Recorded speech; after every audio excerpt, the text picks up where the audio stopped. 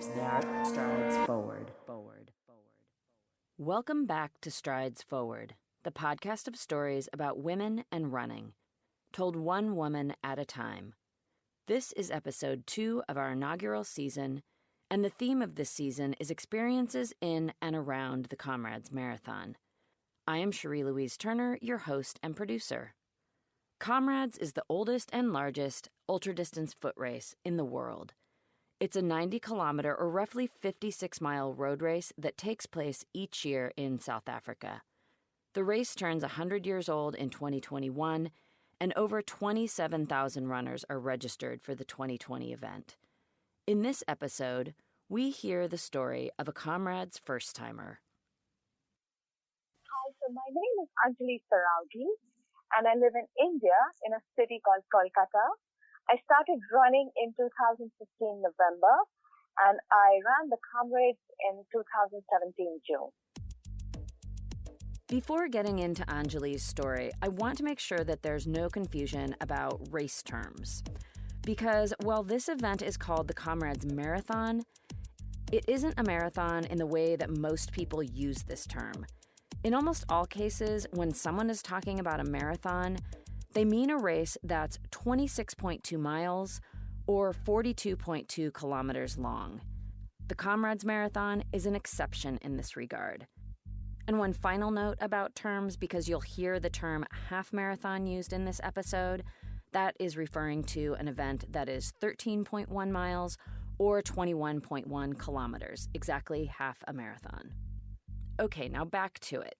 Now, in the previous episode, which features elite runner Devin Yanko, I discussed details about the Comrades course that give a broader context as to why this race is so challenging, beyond the fact that it's 90 kilometers long, which on its own is tough enough. Within telling Anjali's story, I'll take a closer look at the start line proceedings, a much anticipated part of the Comrades. It's one of the many traditions that's unique to this event, and I'll get to more of those traditions throughout this series. It felt fitting to talk about the race start in this episode because Anjali's story is filled with firsts and beginnings. In addition to her being a first-timer at Comrades, she was really a first-timer to running at any distance. In fact, she was a first-timer to any realm of structured training and competition in any sport. By her own description, before she started running, Anjali had never been an athlete beyond some relatively regular jogging and yoga. But like many other casual runners, she had considered much more ambitious running goals. It was always in my bucket list that I want to run a marathon. And I was quite foolish back then. I didn't even know that a half marathon is not a marathon. So there was this half marathon which was happening in my city. And I just told my daughter, I want to take part in this half marathon, but I don't have the confidence because I've never trained and I don't have the gear. And all the people who would be taking part would be, trained runners who have personal trainers, who have the right shoes, and they would have trained really hard. So my daughter was very encouraging, and she said that you have nothing to lose. You should go try out. If you can't run, you can leave the race, but at least you've tried. So you'll be happy because it's something you want to do for yourself. And she also told me, Mom, you're going to win the race. I said, I have never run beyond maybe 7-8 kilometers ever. And how am I going to win the race? I don't even know how to run that distance. So she said, just go for it. And on her insistence, I took part in the race, and I did come third. I did get a podium. Now, getting a podium is a great high. It was a great high and also a great surprise because when Anjali says she started running in November 2015, she doesn't mean she started running to prepare for this half marathon. She means she started running at this half marathon. I was clueless as to what is going to happen and what happens and what I'm going to do. I knew nothing about pacing. I didn't have gels. I was wearing my daughter's golfing collar t-shirt, because I didn't even know that you wear different kind of clothes when you run, special dry fit clothes. I was wearing her leggings and I was clueless. So I was out there just to enjoy the race. And that's what I did. And I think because I had no pressure and I knew nothing about racing, that I could really run with my heart and enjoy it. In addition to placing well, Anjali learned that she really enjoyed running the longer distance, and she decided she wanted to take running more seriously to see how fast she could get. So she set out to learn about running and training, but it wasn't easy. All my support was the internet, and I started reading up about running. I bought a few books because running is a fairly new sport in my country, and we don't have coaches in Calcutta where I live. We do have many running clubs, but we don't have any proper running coaches or anyone who is an authority on running who has experience about ultras or marathons and one can get guidance from. So I had no one to turn to, no one to ask anything. So it was all the net and the books that I could read. That's it. During this time of discovery, Anjali soon experienced something all runners are familiar with. She got injured. But rather than become discouraged, in this downtime, she became inspired to make her running dreams even more ambitious. And this inspiration came from an unlikely place.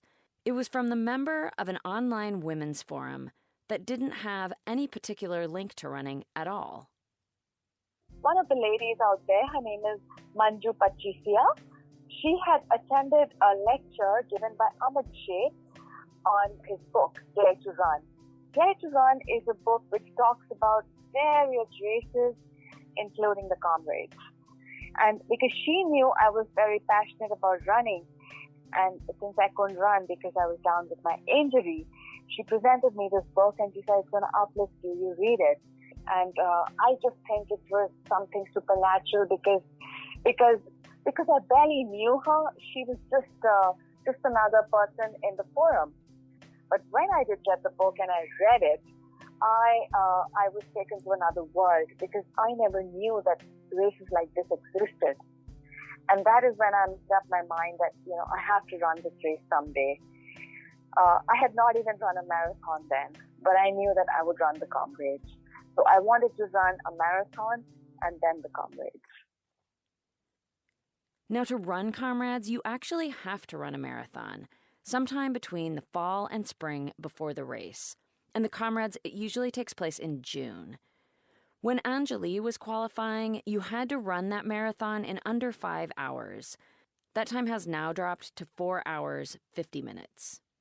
For experienced distance runners, this isn't a particularly difficult marathon time goal, but for those new to the sport, this hurdle alone can be a challenge. And still, as wildly optimistic as it might have seemed to set her sights on running 90 kilometers before she'd even completed the marathon, Anjali was totally fixed on her Comrades goal. When I registered for the Comrades, everybody around me, a lot of runners told me that you'll never do it. Because ultra marathons are not popular in Calcutta. Well, back then they weren't. And I had never run that distance. And since Kolkata is flat, it was a very big challenge for me to train for the Comrades because I don't have access to hills. So all the people around me told me that you'll never make it, you'll never be able to run this race. And what about closer to home? How did her family react? So my husband was very supportive because I made him read the book.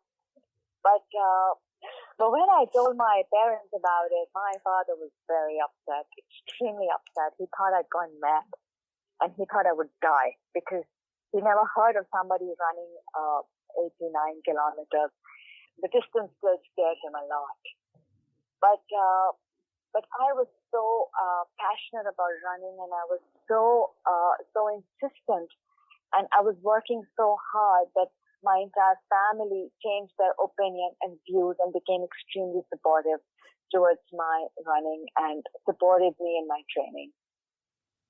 Anjali ran her qualifying marathon in 3 hours, 32 minutes, an exceptional performance even for much more seasoned runners, and of course well within the Comrades' qualifying standards.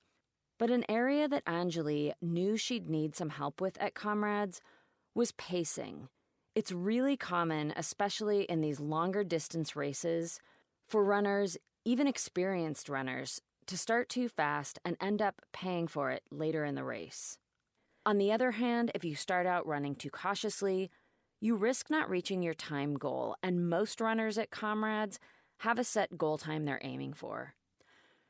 So Anjali made a plan to run with a pace group, or what's called a bus at Comrades, even though there aren't any motor vehicles involved. A bus is a group of runners, all of whom have the same goal time in mind. They're led by a captain or a so-called bus driver, also known as a pacer. It's the bus driver's job to set a steady tempo that will get the runners in the bus to the finish line at the set goal time. Anjali chose to run with a bus that would finish in 8 hours, 30 minutes. And while her marathon time was exceptional, 8:30 is an ambitious goal. But before she could even start, Anjali had to squeeze herself into the densely crowded staging area with the thousands of other runners, waiting in the dark of morning for the 5:30 a.m. start. And typically, the South African local people are very tall and very big.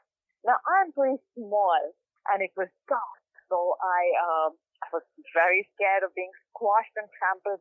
But nevertheless, I managed to squiggle through and make my way, and I was sandwiched between the hundreds of South African people. All that was left before the running began was to enjoy those start line proceedings that Comrades racers so look forward to. Hearing the South African national anthem, and then a famous South African call and response song traditionally sung by gold and diamond miners. It's now considered a song of solidarity and is so popular, many consider it South Africa's second national anthem.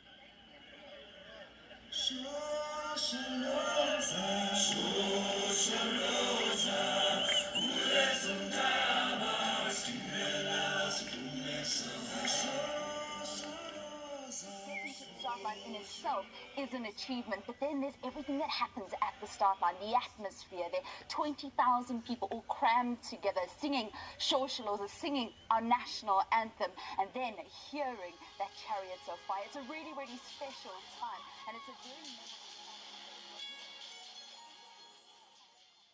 And after Chariots of Fire, just before the gun, is the cock's crow. This tradition dates back to 1948, when runner Max Trimborn belted out the crow while awaiting the start. It has been a tradition ever since.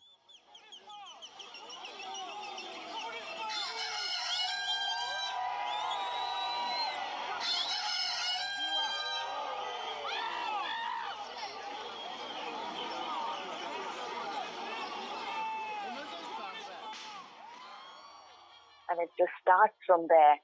And then you start running, and there are people who are cheering. Everything is so overwhelming. You just want to soak in every moment, and you just want to enjoy and imprint every moment in your heart. Comrades will undoubtedly leave its imprint in ways both uplifting and devastating. Most runners hit at least one point of reckoning. It was beautiful. What the captain said is that we'll all cross the line holding hands, and we will all have the same finish time. But the race was very hard. It was much harder than what I had expected it to be. I had trained pretty much. Then again, I don't think I had trained for as tough a race that it turned out to be. So there was this one time in the race when I could not run. And the bus driver, he had chosen a certain run-walk strategy. Now, I got very exhausted, and I could not keep up with the captain at a certain point. Now, every time that we would go from our running to our walking, the captain would shout out, "Easy, easy." So I got on that if anybody wants to walk, they shout out "easy," and maybe the captain will change the strategy and convert the pace into a walking pace. So because I was excessively exhausted and I didn't want to run, I kept nudging him to start walking. So I started screaming out "easy" when we were all running. He disregarded me many times. And there was this one time when he just stopped and he said, "Look, you need to get out of the bus." I said, "Why?" So he said, "You can't slow the bus down, and I can't jeopardize everybody's time because of you. So you leave the bus. So I didn't want to argue, and I just stepped out of the bus and I started running, walking on my own. And I didn't care that I was not going to reach my desired time of 8 hours, 30 minutes, because I was cursing myself that why the hell did I come to this race if it's so difficult? I'm never going to make it. I'm just going to sit on the side and wait for the sleeper bus to come and pick me up. So I was walking and just muttering to myself. But strangely enough, very soon I started running. And I also caught up with the bus. And very soon I found myself back in the first line with the captain. And I realized that it was me who wanted to quit because I was not wanting to push myself harder. But where it came to quitting, I didn't really quit. So I kept on. And because I kept on, and I was willing to embrace the pain, that I got back to where I wanted to be. And that is the beauty of this race, because it is more than a race. It is a salute to the spirit of mankind. And it is a journey of the heart. It is not something that you just take part in because, it's just a race which is happening and you want to be fit, so you train for it. And in the next few hours, we were all holding hands, because the captain said this entire bus is going to cross the line at the same finish line because we'll hold hands and nobody will put their foot across the finish line before. And that's what we all did. And because I hadn't quit and I got back in the bus and I had followed his orders and left the bus and recuperated with the walk that I needed, that I managed to run, catch up with the bus, eventually hold hands with all those people and cross the finish line. Anjali crossed the finish line with 60 other runners in her bus, all of whom clocked an impressive time of 8 hours, 38 minutes. This is the fastest time run by an Indian woman in the history of Comrades. And Anjali even had a little extra energy to show her appreciation to the bus captain. Well, I just jumped and I hugged him. He's a tall, huge guy. I'm tiny. He was in shock that what is this woman doing? But I didn't care. I was so happy that I had completed the race and in my target, because 8 hours, 30 minutes and 8 hours, 38 minutes is the same thing when it's such a hard race. And I just went and gave him this big, huge hug, and I thanked him for helping me and for showing me the way. And I just thought to myself that what a commendable man this guy is, like this captain of our bus, because this guy, who was also breaking in pain and who was also suffering, refused to give in to his weaknesses. He refused to quit or be swayed by the distractions of other runners, people like me, who were pulling him down because he had to take care of so many more people. I feel that the Comrades is about community, and it's about a spirit that unites people. I just feel that if all of us can appreciate the fact that nothing comes easy, and that is what I learned from the Comrades, and that is the spirit that I admired and I looked up to, and I was so fortunate that I had that experience, and I wanted to quit, and the captain taught me how I should not quit, and how if I don't quit, I will always be victorious. And that is why this race is also so special to me. Anjali continues to explore what pushing herself to excel in running long distances means to her.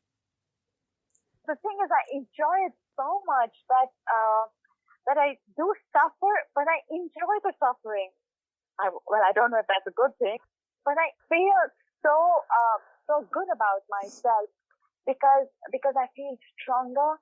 And I feel more tolerant, I'm more calm, I'm more peaceful, because when I finish my run, I always feel that, yes, I'm a better person. And I want to be the best version of myself that I can, and I want to be a nicer person, and I know that I can keep improving as a human being. And I know if I keep running, I'll keep improving. I'll be a better mother, a better wife, a better friend, a better worker, a better everything. She also continues to be a better runner. Most recently, in November 2019, Anjali competed for India in the Asia and Oceania 100-kilometer championships in Jordan.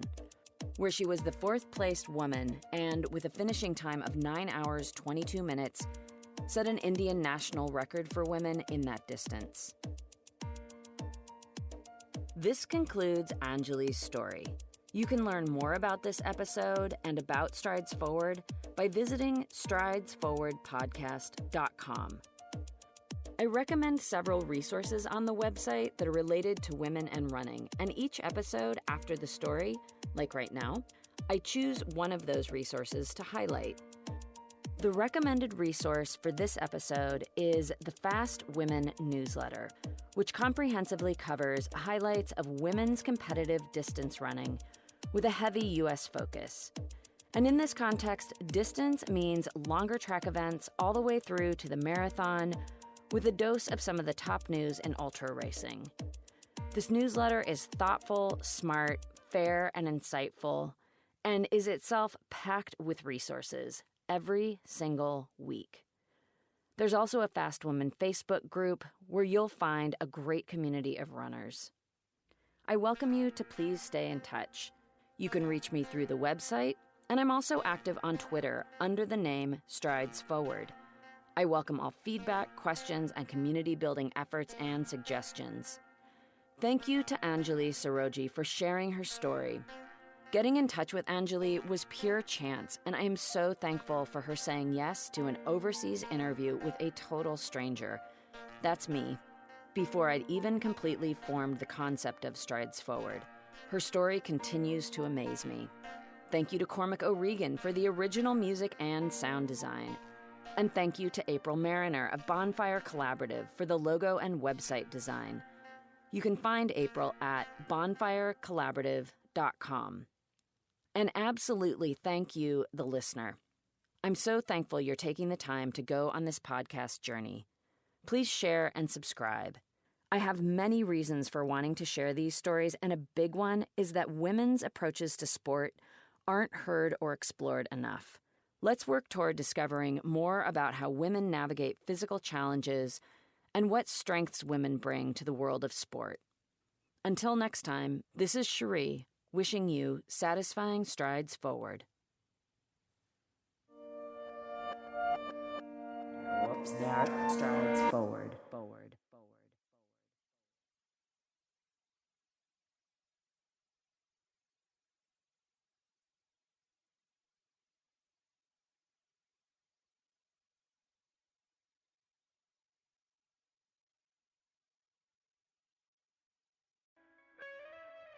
Hear Her Sports is a podcast for everyone who loves stories by and about women striving to improve and make a difference in their lives. I am your host, Elizabeth Emery, a former professional cyclist. In every episode, I introduce a female athlete or woman in the business of sport through a thoughtful conversation about who they are and the terrific work they're doing. My guests and I explore the glorious and frustrating issues in sports, history, equity, training, nutrition, and so much more. Join us for inspiration, for community, and for love of being a strong, athletic woman.